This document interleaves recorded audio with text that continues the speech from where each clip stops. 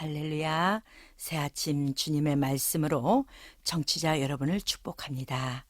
오늘 하나님이 주신 말씀은 요한계시록 13장 11절로 18절 재물의 왕 666이라는 제목으로 함께 은혜의 시간을 나누겠습니다. 하나님의 말씀은 내가 보매 또 다른 짐승이 땅에서 올라오니 새끼양같이 두 뿔이 있고 용처럼 말하더라. 저가 먼저 나온 짐승의 모든 권세를 그 앞에서 행하고 땅과 땅에 거하는 자들로 처음 짐승에게 경배하게 하니 곧 죽게 되었던 상처가 나은 자니라. 큰 이적을 행하되 심지어 사람들 앞에서 불이 하늘로부터 땅에 내려오게 하고 짐승 앞에서 받은 바 이적을 행함으로 땅에 거하는 자들을 미혹하여 땅에 거하는 자들에게 이르기를 칼에 상하였다가 살아난 짐승을 위하여 우상을 만들라 하더라. 저가 권세를 받아 그 짐승의 우상에게 생기를 주어 그 짐승의 우상으로 말하게 하고 또 짐승의 우상에 경배하지 아니한 자는 몇이든 다 죽이게 하더라. 저가 모든 자 곧 작은 자나 큰 자나 부자나 빈궁한 자나 자유한 자나 종들로 그 오른손에나 이마에 표받게 하고 누구든지 이 표를 가진 자 외에는 매매를 못하게 하니 이 표는 곧 짐승의 이름이나 그 이름의 수라. 지혜가 여기 있으니 총명 있는 자는 그 짐승의 수를 세어보라. 그 수는 사람의 수니 666이니라. 아멘.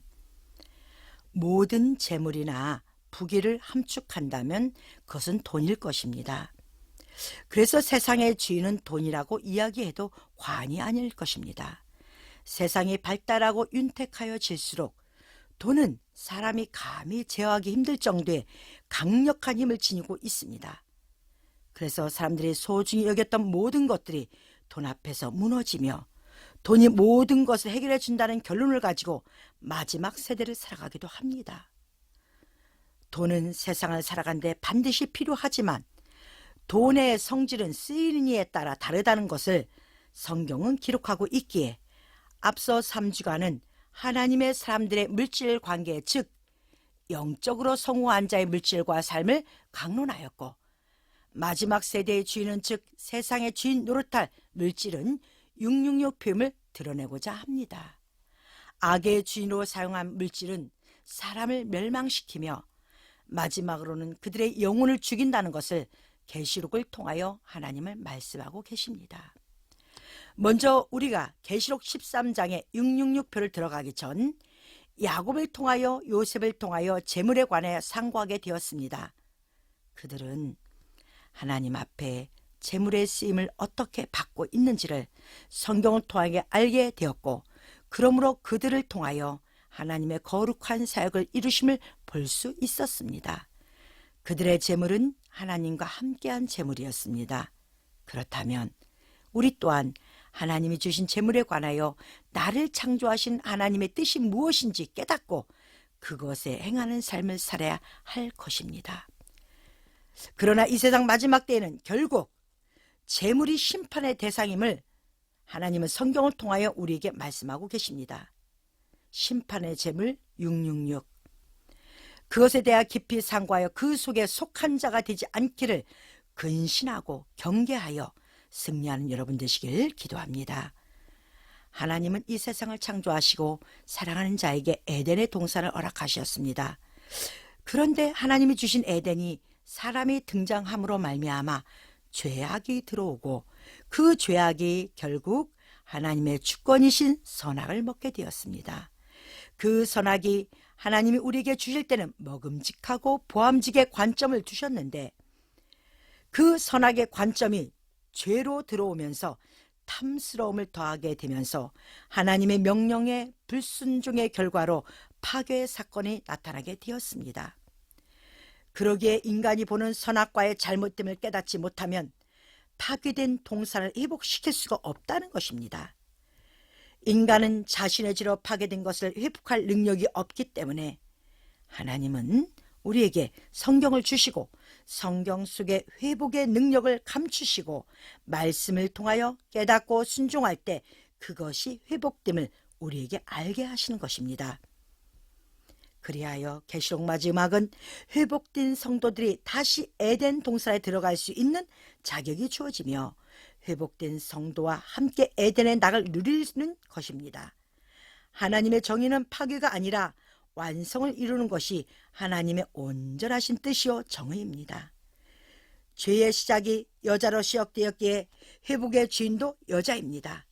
즉 거룩한 성 예루살렘이 주님의 신부가 되어 예수 그리스도를 신랑으로 만나게 됩니다.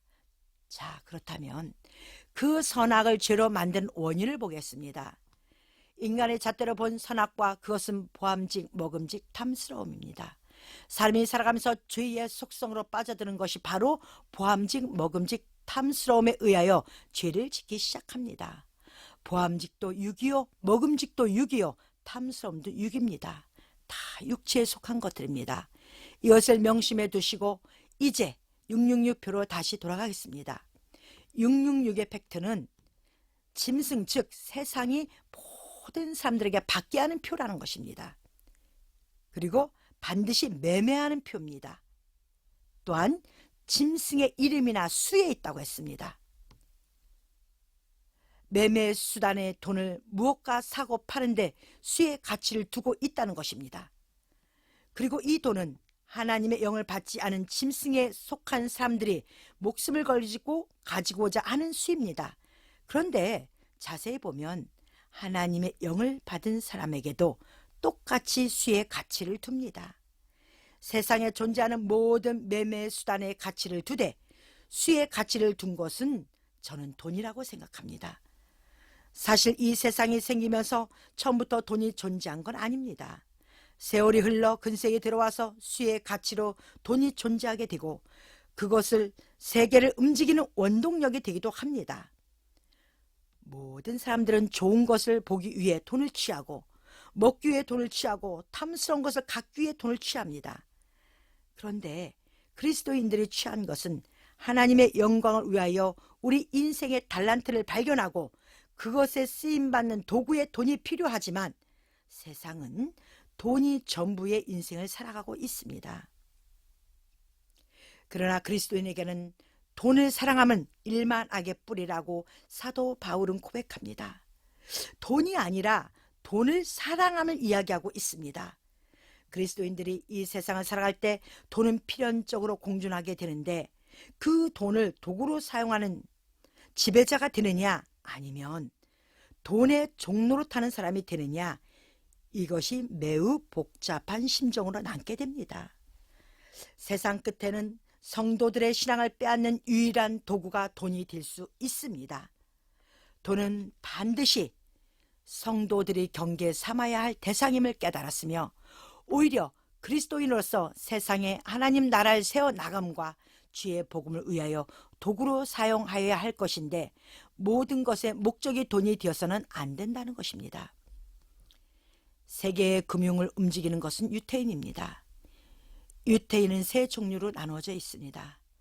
첫째는 아슈케나지 유태인, 그들은 유태인의 70%를 차지하고 있습니다. 독일계 유태인입니다. 둘째는 세파라드 유태인입니다. 포르투갈 스페인계이며 약 20%를 차지합니다. 셋째는 미어라지 유태인, 이들은 중동 지역 유태인들을 말합니다. 그런데 세계의 금융을 잡은 사람들은 다 아슈케나지 유태인이며 히틀러 대학살 사건도 아슈케나지 유태인입니다. 디아스포라가 된 유태인들은 늘상 모세 오경을 묵상하는 민족들입니다.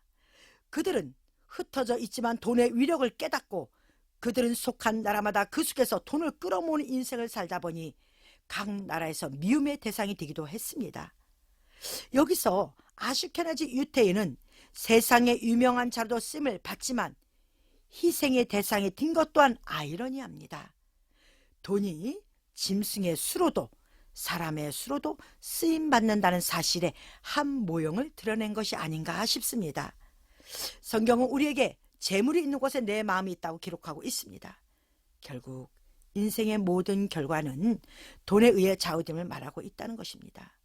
오늘 새 아침 청취자 여러분은 어떠한 재물을 모으시겠습니까? 하나님의 거룩한 목적이 있어 그 재물을 도구 삼아 하나님께 영광을 돌리는 승리자가 되시겠습니까? 아니면 거룩한 목적을 내려놓고 돈의 노예가 되어 666표가 주인 되겠습니까?